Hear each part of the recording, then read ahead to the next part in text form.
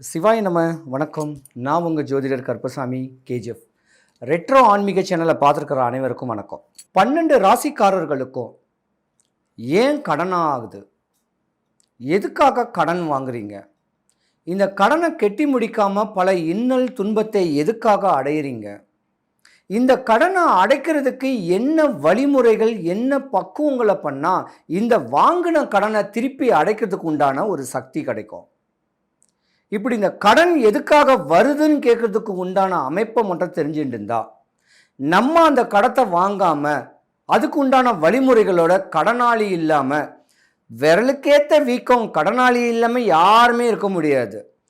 ஆளாகப்பட்ட அம்பானியாக இருந்தாலும் கடன் வாங்க தான் செய்யணும். ஆனால் திருப்பி கொடுக்க எந்த வழியில் எந்த ரூபத்தில் நம்மளுக்கு அந்த கடன் அடையுது, யாருனால எவர்னால எப்படி கடவுள் ரூபத்தில் ஒரு பர்சன்னால கடனை அடையக்கூடிய தன்மை எந்தெந்த ராசிக்காரர்களுக்கு வருது. இப்படி கடனாளியாக மாட்டிக்கிட்டு கஷ்டப்படக்கூடிய ராசிக்காரர்களுக்கு எந்த வழிமுறைகளை எந்த பக்குவம் பண்ணால் இந்த கடன் அடையும் கேட்கறது தான் இன்னைக்கு உண்டான ஒரு டாபிக்.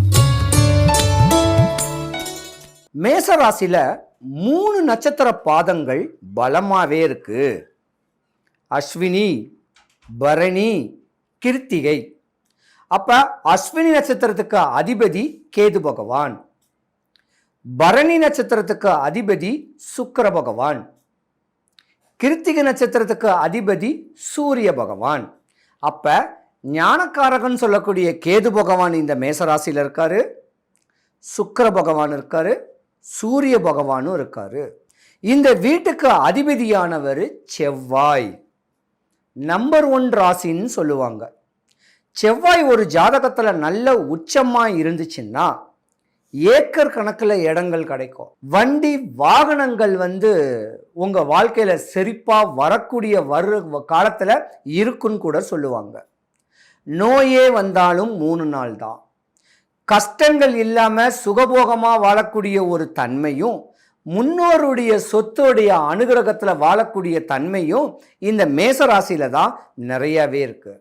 ஆனால் இந்த மேசராசிக்காரங்க எதனால கடனாளி ஆகுறாங்க, ஏன் கடன் சொல்லக்கூடிய பிரச்சனையில் மாட்டிக்கிட்டு டிப்ரெஷன் ஆகுறாங்க அப்படின்னா, மேசராசியில் அஸ்வினி, பரணி, கிருத்திகை 3 நட்சத்திர பாதங்கள் இருந்தாலும் ஒரு குறிப்பிட்ட காலம், அதாவது 25 வயசு வரைக்கும் மேசராசிக்காரங்க சுகபோகமான ஒரு வாழ்க்கை வாழணும், லக்ஸரிஸான ஒரு வாழ்க்கை வாழணும், நல்ல துணிமணி, நல்ல ஆடம்பரமான ஒரு வாழ்க்கை, தான் தாயி தகப்பன் கஷ்டப்பட்டு சம்பாரித்து கொடுக்காங்களேன்னு தெரியாது, இஷ்டப்படி செலவு பண்ணக்கூடிய பக்குவம் சிறு வயசில் உங்களுக்கு இருக்கும்.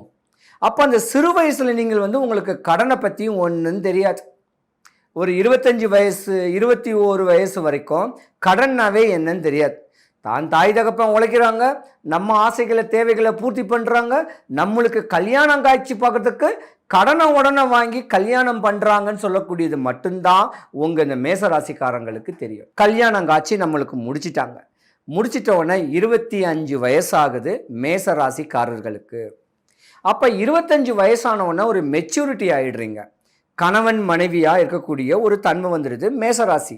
மேசராசியில் உள்ள ஆண்களாக இருந்தீங்கன்னா தன்னுடைய மனைவிக்கு தனக்கு தேவையான ஒரு பொருள்களுக்கு வீடு, நிலம், வண்டி, வாகனம் வாங்குறதுக்கு உழைச்சிக்கிட்டே இருக்கக்கூடிய தன்மை, காசு பணம் நிறைய வந்துக்கிட்டு இருக்கும்.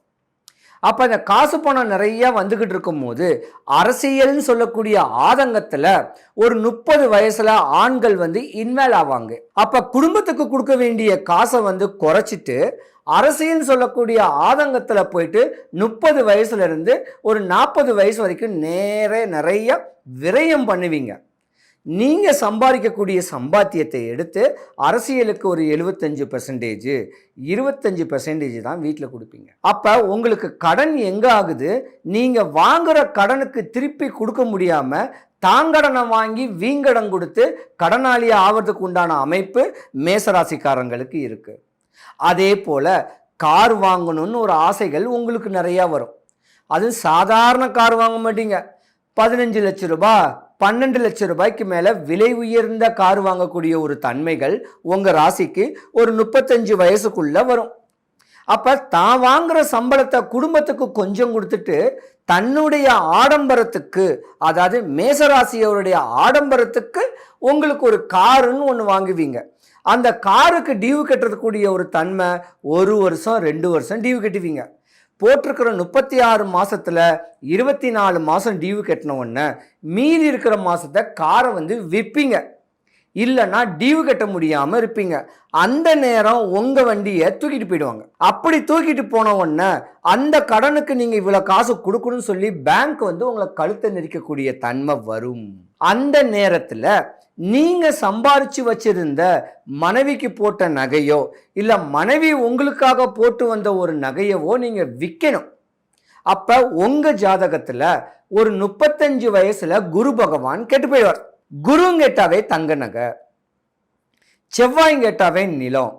ஒன்று நிலம், தங்க நகை எதையாவது விற்கிறதுக்கோ இல்லை பிளட்ஜ் பண்ணுறதுக்கோ உண்டான நேரம் இந்த மேசராசிக்காரங்களுக்கு 35 வயசில் வரத்தான் செய்யும்.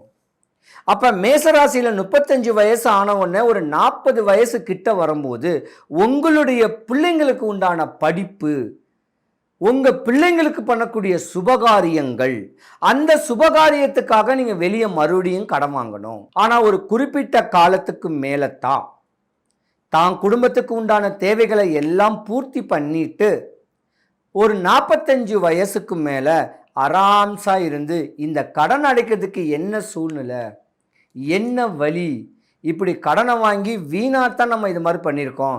ஒரு இடம் வாங்கலை, ஒரு பில்டிங் வாங்கலை, ஒரு மண் வாங்கலை, ஒரு பொண்ணு வாங்கலைன்னு சொல்லக்கூடிய ஆதங்கம் உங்கள் மேசராசிக்கு இருக்கும். ஆனால் மேசராசியை பொறுத்த வரைக்கும் பெண்கள் தான் குடும்பத்துக்கு 75% உழைச்சி அந்த காசை மிச்சப்படுத்தக்கூடிய தன்மை மேசராசிக்காரர்களுக்கு தான் உண்டு. இந்த கடனை அடைக்கிறதுக்கு உண்டான சூட்சமமான ஒரு வழிமுறை ஒன்று சொல்கிறேன், அதை கேட்டுக்குங்க. ஏதாவது அக்கம் பக்கத்தில் ஏதாவது ஒரு கோவில், அந்த கோயிலுக்கு சனிக்கிழமை அன்னைக்கு எவ்ரி மார்னிங் 6 to 7 ஒரே ஒரு வெத்தலை பாக்கு வாழைப்பழம் கொடுத்து தேங்காய் உடைங்க. தேங்காய் உடைச்சி அந்த தேங்காய் மூடி குடும்பி இல்லாத பக்கத்தை வீட்டுக்கு கொண்டு அது உள்ளே இருக்கிற தேங்காவெல்லாம் எடுத்துட்டு கொஞ்சோண்டு பச்சரிசி, கொஞ்சம் கல்லுப்பு, 11 மிளகு, 11 ஏலக்காய், 11 கிராம்பு, 30 ரூபாய்க்கு பச்சை கற்பூரம் போட்டு சாமி ரூமில் வச்சு என் கடன் அடையணும்னு சொல்லி வழிபட்டுக்கிட்டு வந்தீங்கன்னா கடவுள் ரூபத்தில் உங்களுக்கு ஒரு அமைப்பு கிடச்சி உங்கள் கடன் அடைகிறதுக்கு உண்டான சூட்சமமான வழிமுறைகள் மேசராசிக்காரங்களுக்கு உண்டு. மேசராசிக்காரங்களுக்கு ஆசை அதிகமாக இருக்கும். அந்த ஆசைகளை குறைச்சிட்டு ஆடம்பர வாழ்க்கை இல்லாமல் குடும்பத்தை அழகாக கடன் இல்லாமல் தேவைக்கு ஏற்ப உழைப்புக்கேற்ற கடன் வாங்கி உங்கள் வாழ்க்கையை மேன்மைப்படுத்திக்கணும்னு எம்பெருமான் வடபழனி ஆண்டவனை உங்களுக்காக பிரார்த்திக்கிறேன். உலகெங்கிலும் இருக்கும் ரெட்ரோ ஆன்மீகம் நேயர்கள் அனைவருக்கும் வணக்கம். நான் உங்கள் ராம்ஜி. மேஷராசிக்காரர்களுக்கெல்லாம் என்ன பொருட்களை வீட்டில் வச்சிருந்தா பணம் வரும் அப்படிங்கிறத பார்க்க போகிறோம். தன லாபத்தை தரக்கூடியவராகவும் இல்லற வாழ்க்கையில் களத்திர காரகனாகவும் இருப்பவர் யாருன்னா சுக்கிர பகவான்.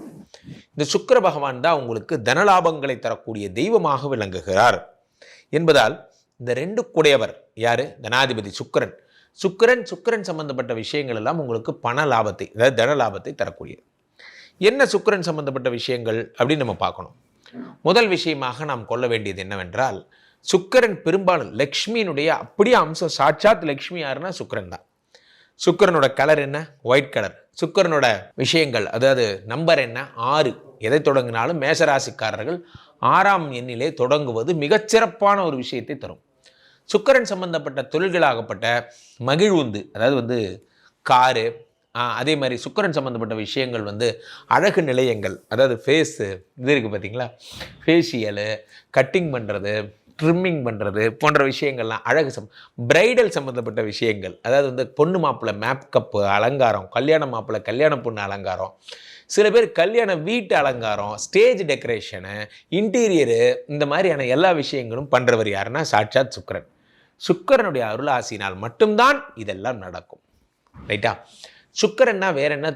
அப்போ சுக்கிரன் சம்பந்தப்பட்ட விஷயங்களாக எதை வைத்துக் கொள்ளலாம் அப்படின்னா, வலம்புரி சங்கு இருக்கு இல்லையா, அது சுக்கிரனோட அம்சம். வீட்டு வாசல்ல ஏலக்காய் மாலை சுக்கிரனோட அம்சம். வெட்டி வேறு மாலை, உங்களுக்கு வெட்டி வேறு வாசம், சரி அது அப்புறம் பேசுவோம். ஸோ வெட்டி வேறு மாலை வீட்டுக்குள்ள. கண்ணாடி, திருமண பக்கம்லாம் கண்ணாடி, நீங்கள் எவ்வளோக்கு கண்ணாடி வச்சுருக்கீங்களோ அவ்வளோக்கு லக்ஷ்மியோட கடாட்சம். சார் நண்பர்களே, நல்ல விஷயமோ கெட்ட விஷயமோ எதில் பிரதிபலிக்கும் சொல்லுங்கள்? நான் கற்றுக்கொண்ட பாடத்தை உங்களிடம் சொல்லித் தருகிறேன். நல்ல விஷயமோ கெட்ட விஷயமோ ஊடகத்தின் வழிதான் வரும். ஒரு ஊடகம் இருக்குது, தம்பிகிட்ட சொன்னேன், இப்போ ஒரு ஷூட்டிங் அப்புறம் எடுத்துக்கலாம்டா, கேமரா ஆன் பண்ணால் கேமரா ஆன் ஆகலை. ஆஹா, கேமராவுக்கு கோபம் வந்துருச்சுடா. நல்லா புரிஞ்சுக்கோங்க, ஊடகத்தின் வழியாக தெய்வம் தன் கோபத்தை வெளிப்படுத்தும். தெய்வம் பேசும். இப்போ பேசும்போது என்னென்னா லைட் ஆஃப் ஆகிறதெல்லாம் சும்மான்னு எடுத்துக்காதீங்க. அது உங்கள்கிட்ட ஒரு நெகட்டிவ் எனர்ஜியை கன்வே பண்ணுது. நல்லா புரிஞ்சுக்கணும். we need to give attention to the ஊடகம். ஊடகம்னா கேமரான்னு கிடையாது, ஒளி ஊடுருவக்கூடிய, முகம் பிரதிபலிக்கக்கூடிய அத்தனையும் ஊடகம் தான். புரியுதா?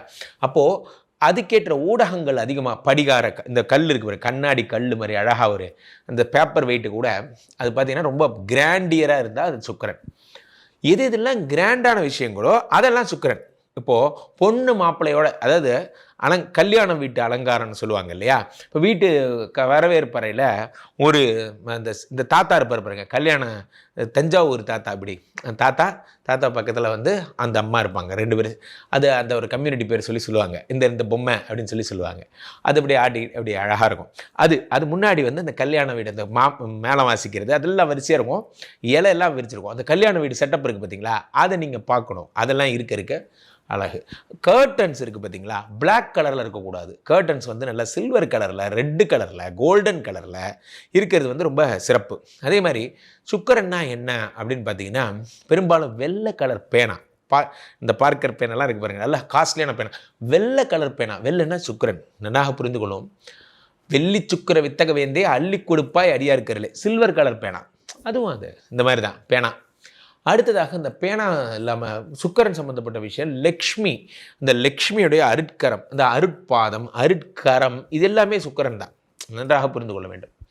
அப்போ சுக்கிரன்னா வேற என்ன சொல்லலாம் அப்படின்னு பார்த்தீங்கன்னா, அந்த தாமரை எல்லாமே சுக்கிரன் தான். ஏன்னா லக்ஷ்மி அமர்கிறாள் அல்லவா. அப்போ என்ன ஆகும்னா, முன்னாடி ஒரு இது வச்சு, ஒரு பவுல் வச்சு, அந்த பவுலில் தண்ணி, அந்த தண்ணியில் அந்த தாமரை மிதக்குது. இதை நீங்கள் பார்க்கணும். இதெல்லாம் உங்கள் வரவேற்பறையில் வீட்டில் வச்சா பணம் நிறையா வந்துக்கிட்டே இருக்கும். சுக்கிரன்னா வாசனை சார், அவ்வளோதான், சிம்பிள். எந்த வீடெல்லாம் கமகமக்குதோ அங்கே சுக்கிரன் இருப்பாருன்னு அர்த்தம். அப்போது வீட்டுக்குள்ளே இந்த ஏர் ஃப்ரெஷ்னர் மாதிரி ஐட்டங்கள், வீடு நல்ல ஜம்முன்னு இருக்கணும் வாசனையாக. அல்லது சாமி ரூம் இருக்குன்னு வச்சுக்கோங்களேன், சாம்பிராணி, கம்ப்யூட்டர் சாம்பிராணிலாம் போட்டு கமகமன்னு இருக்கணும்.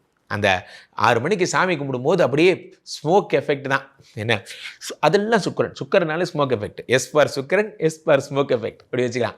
அப்புறம் சுக்கிரன்னா என்னென்னா, இந்த ஆடம்பர விளக்குகள் தொங்குது பார்த்தீங்களா, இதெல்லாம் சுக்கிரன். அப்போ இதெல்லாம் நீங்கள் வைக்கணும். அடுத்ததாக நீங்கள் என்ன தொழில் செய்யலாம், என்ன தொழில் ரீதியான படங்களை வைத்துக் கொள்ளலாம்னு பார்க்குறோம். இப்போ 5 கூடியவர் சூரியன். அப்போ சூரியன்னா என்ன? வெளிச்சம், வெப்பம், இதெல்லாமே சூரியன் தான். அப்போது உங்கள் வீட்டுக்குள்ளே வெளிச்சம் வருவதற்கான, உங்கள் மேலே ரூஃப் இருக்குன்னு வச்சுக்கோங்களேன், ரூஃபில் ஒரு வெண்ட்டு மாதிரி பண்ணி அந்த ஒரு கண்ணாடி மாதிரி அடிச்சிட்டிங்கன்னா சூரிய வெளிச்சம் பட்டு வீட்டுக்குள்ளே வருது. சூரிய வெளிச்சம் உங்கள் வீட்டுக்குள்ளே வரணும். டோரை திறக்கிறீங்க, சூரிய வெளிச்சம் உள்ளே வரணும். சூரிய வெளிச்சம் உள்ளே வர வர வர வர உங்களுக்கு என்ன ஆகிறது?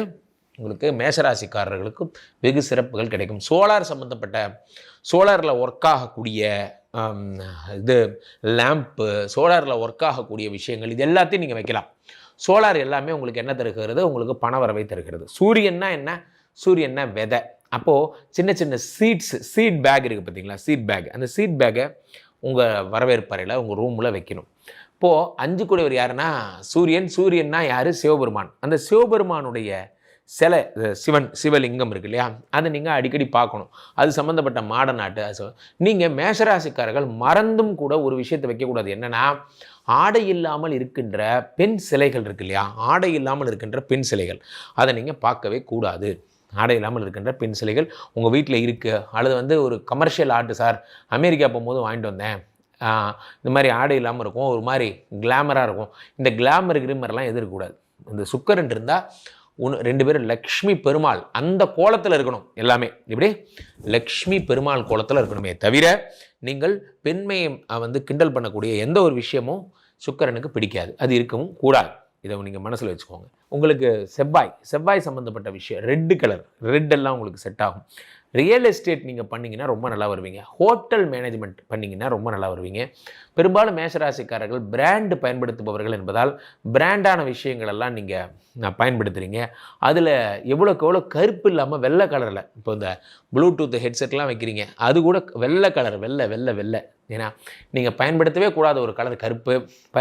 உங்களுக்கு ராசியான கிழமை என்ன அப்படின்னா, உங்களுக்கு வெள்ளிக்கிழமை ராசியான கிழமை, ஞாயிற்றுக்கிழமை ராசியே இல்லாத கிழமை சனிக்கிழமை. இதை மட்டும் நீங்கள் தொடர்ந்து ஃபாலோ பண்ணிகிட்டே வந்தீங்கன்னா மேஷராசிக்காரர்களுக்கு செல்வ வளம் பூத்து குலுங்கும். எவ்வளோக்குள்ள ஜாஸ்மின் வீட்டு வாசலில், மல்லிகை மலர்கள் வீட்டு வாசலில் இருக்கணும், ரெட்டு கலர் மலர்கள் இருக்கணும். வீட்டு வாசலில் கார்டனில் கூட முள் வைத்த செடிகளோ, ஏன்னா சுக்கிரனா லக்ஷ்மிக்கு இதெல்லாம் பிடிக்காது. வீட்டு வாசலில் படிகாரம் வேணால் தொங்க விட்டுக்கோங்க திருஷ்டிக்கு. ஆனால் மறந்தும் கூட இந்த கண்ணு ஃபோட்டோ வைக்கிறது, இந்த திருஷ்டியை கழிக்கிற பேர் வழின்னு நீங்கள் ஏதாவது ஒரு ஆக்டிவிட்டி பண்ணி வர்ற லக்ஷ்மியை தடுத்து விடுறது வேலைகள்லாம் வேண்டாம். ஸோ இதை மட்டும் நீங்கள் ஃபாலோ பண்ணிங்கன்னா மேஷராசிக்காரர்களுக்கு நிறைந்த செல்வம் என்பது ஏற்படும். மேசராசிக்காரவங்க, அதாவது காலபுருஷ தத்துவத்தின் 1ஆம் இடம் சொல்லக்கூடியதான் மேசராசி. ஸோ உங்களுடைய நிலைகள் எப்படி இருக்கும் அப்படின்னு பார்த்தீங்கன்னா, ஒரு இடத்துல நம்ம இருக்கோம் அப்படின்னா எல்லாரும் நம்மளை கவனிக்கணும்னு நினைப்பீங்க. இதுதான் உங்களுடைய ஸ்பெஷலைஸ். இதில் என்னென்னா ஒரு விஷயம், இந்த கௌரவம்னு வாங்கல, என்ன வேணால் இருக்கட்டுங்க, ஆனால் என்னோடய கௌரவத்துக்கு ஒரு குறைச்சல் வரக்கூடாதுன்னு நினைக்கக்கூடிய நபர்கள் தான் நீங்கள். ஸோ உங்களுக்குலாம் கடன் வருமா வராதா அப்படின்னு ஒரு தேடல் இருக்கும் இல்லையா? கண்டிப்பாக என்னென்னா கௌரவத்துக்காக கடன் வாங்குவாங்கல்ல, அந்த மாதிரி நபர்கள் தான் நீங்கள். ஸோ இந்த கௌரவ கடன் எதுக்கு ஏற்படும் அப்படின்னு பார்த்தீங்கன்னா, இந்த சமுதாயத்தில் நான் நல்லபடியாக வாழ்கிறேன், எனக்கான ஒரு வாழ்க்கையை, எனக்கான ஒரு அங்கீகாரத்தை நான் ஏற்படுத்திக்கிறேன் அப்படின்னு நீங்கள் நினைப்பீங்க. அதுக்காக கடன் வாங்கப்படக்கூடிய சூழ்நிலைகள் இருக்கும். ஒன்றும் இல்லை, உசுப்பேற்றுவாங்க பார்த்தீங்களா, பா உனக்கு என்னப்பா நீ நல்லா இருக்க, உனக்கு வந்து சமுதாயத்தில் ஒரு பேர் இருக்குது, நீ எவ்வளோ கேட்டாலும் கொடுப்பார் இவர் அப்படின்ற ஒரு வார்த்தையை சொன்னால் போதும். அவங்களுக்காக, நமக்காக கூட இல்லை, அதாவது நம்மளை சுற்றி இருக்கவங்களுக்காகவே கடன் வாங்கி ஒரு கௌரவத்தை நிலைநாட்டக்கூடிய நபர்கள் யாருன்னு பார்த்தீங்கன்னா நீங்கள் தான், மேசராசிக்காரங்க தான். ஸோ இது என்ன ஆகும் அப்படின்னா, உங்களோட வாழ்க்கையில் உங்கள் கூட பயணிக்கிறவங்களுக்கு ஒரு பெரிய இஷ்யூவும் இருக்குது.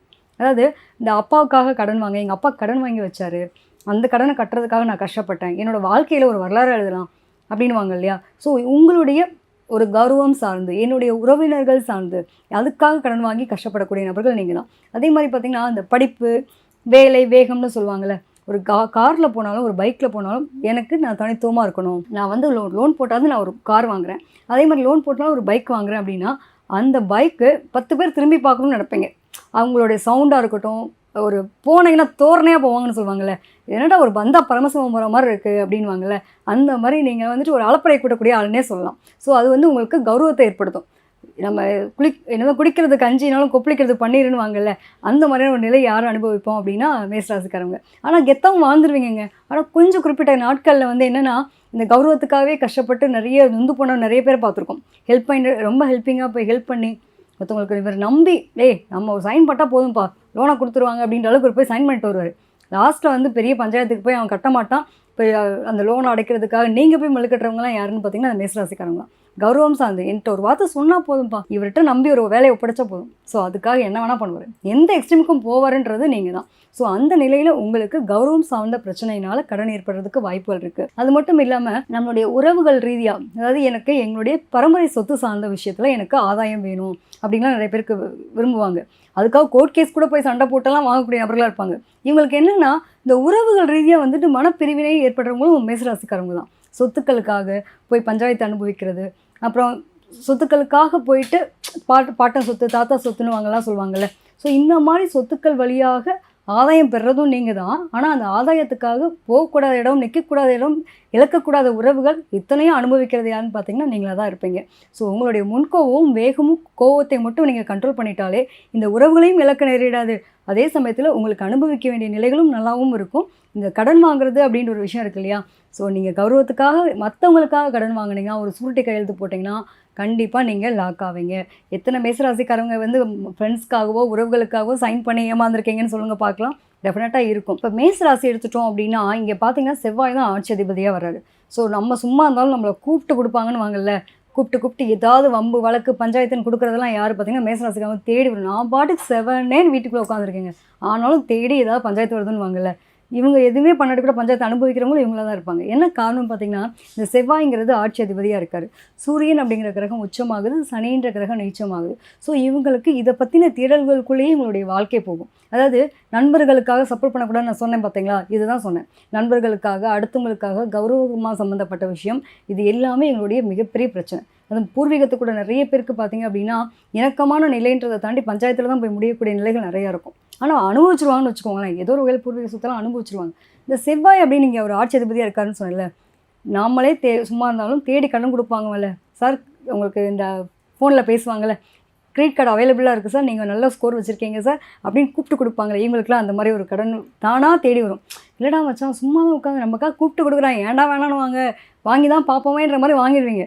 வாங்கிட்டு அது திருப்பி அடைக்கிறதுக்கு ஒரு பெரிய போராட்டம் இருக்கும். பொதுவாக வந்துட்டு மேசராசிக்காரங்களுக்கு வந்து இந்த கடன் பிரச்சனை அதிகமாகக்கூடாது, என்னோடய கௌரவம் எங்கேயும் குறைஞ்சிடக்கூடாது, நான் வாழ்க்கையில் வந்து முன்னேற்றம் பண்ணி போயிட்டே இருக்கணும், அதாவது என்னோடய தொழில் ரீதியாக நான் எடுத்து வைக்கக்கூடிய முயற்சிகள் சக்ஸஸ் ஆகணும் அப்படின்னு நீங்கள் நினச்சிங்கன்னா திருச்செந்தூர் முருகப்பெருமானை வழிபட்டுட்டு வாங்க.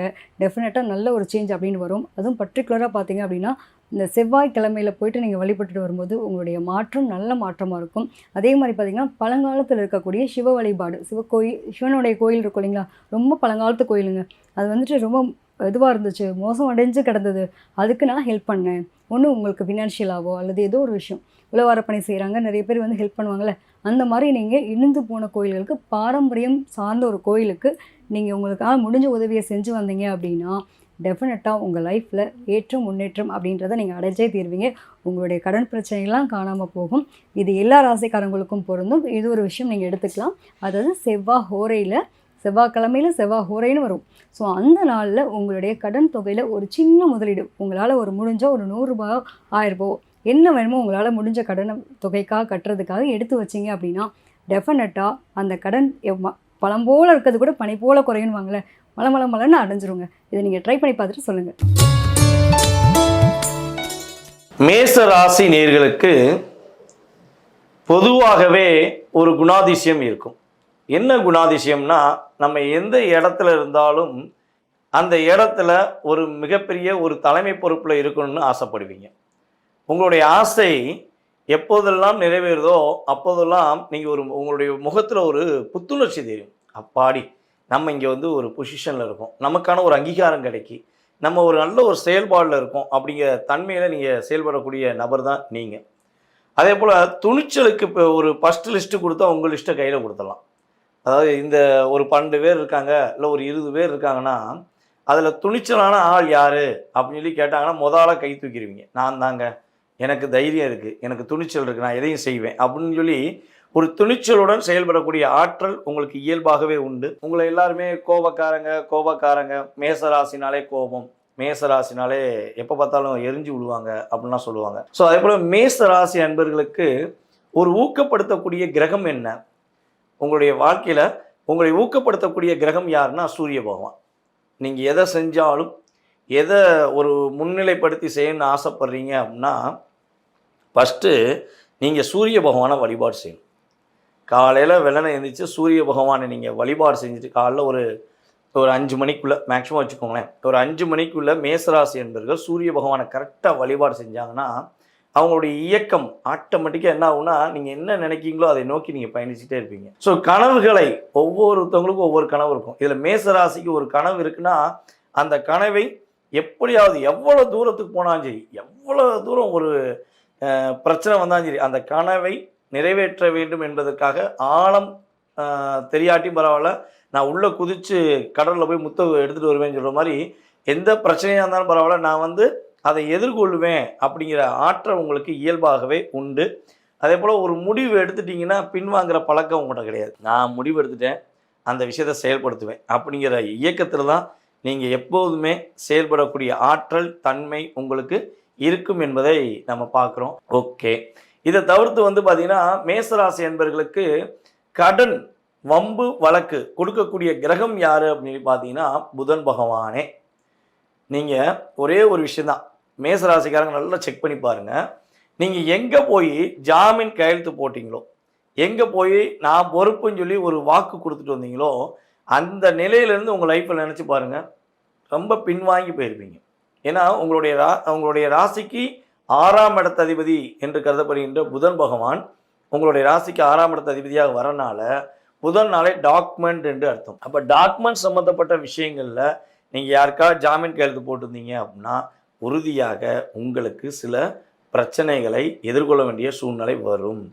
அப்போ யாருக்குமே மேக்சிமம் உங்களை பொறுத்தளவு ஜாமீன் கையெழுத்தோ ஜாமீன் சம்மந்தப்பட்ட விஷயங்களையோ அல்லது டாக்குமெண்ட் சம்மந்தப்பட்ட விஷயங்களையோ தலையிட சொன்னாங்கன்னா முடிஞ்ச அளவு அவாய்ட் பண்ணிடுங்க. ஓகே, நான் வந்து டாக்குமெண்ட்டில் கையெழுத்து போட்டுட்டேன், நீங்கள் சொன்ன மாதிரி நான் ரொம்ப லாக் ஆகிட்டேன், ஸோ இதற்கான விடை இதுலேருந்து நான் வெளியே வர்றதுக்கு என்ன விடை அப்படின்னு சொல்லி நீங்கள் எதிர்பார்க்குறீங்கன்னா கண்டிப்பாக வீடியோ ஃபுல்லாக பாருங்கள்.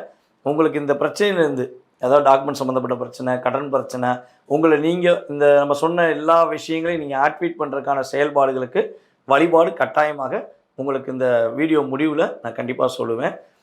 அதற்கு முன்னாடி இன்னொரு விஷயம் பார்க்க போகிறோம். இது வந்து மேச ராசியோட பொதுவான குணாதிசயம் பார்த்தோம். இதில் மேச ராசியோட பெண்களுடைய குணாதிசயம் அப்படின்னு எடுத்தோம்னா, மேசராசி பெண்கள் இருக்காங்கல்ல, இவங்களுடைய பெண்களுடைய குணாதிசயம் எப்படி இருக்கும் அப்படின்னு சொல்லி பார்த்தீங்கன்னா, மேக்சிமம் அனைவருக்கும் உதவி செய்யணுங்கிறக்காண்டி கொஞ்சம் அவசரப்பட்டு முடிவு எடுத்துருவாங்க. நான் என்னுடைய கூட இருக்க ஃப்ரெண்ட்ஸுக்கு, என்னுடைய கூட இருக்க தோழிகளுக்கு அல்லது என்னுடைய நண்பர்களுக்கு யாருக்குனாலும் சரி நான் வந்து உதவி செய்யணும் அப்படின்னு சொல்லி மேசராசி பெண்கள் கொஞ்சம் அவசரப்பட்டு முடிவு எடுக்கிறதுனால அவங்க லைஃப்பில் அப்படியே ஒரு பெரிய லாக் ஏற்பட்டுரும், மிகப்பெரிய ஒரு தாக்கம் ஏற்படும் என்பது உண்மை. அதேபோல் தங்களுடைய மனசில் என்ன நினைக்காங்களோ அதை வெளிப்படையாக பேசிடுவாங்க.